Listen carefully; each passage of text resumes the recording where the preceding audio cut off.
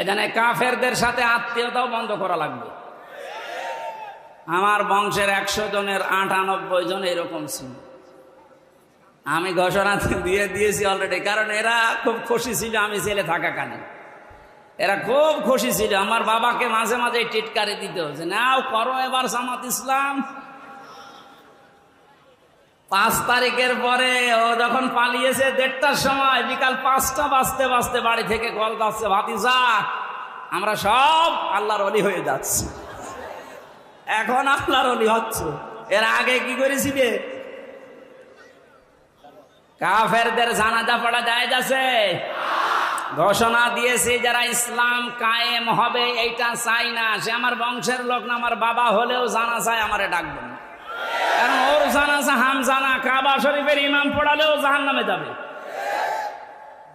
মানে কাফের যারা এক কথায় বলছে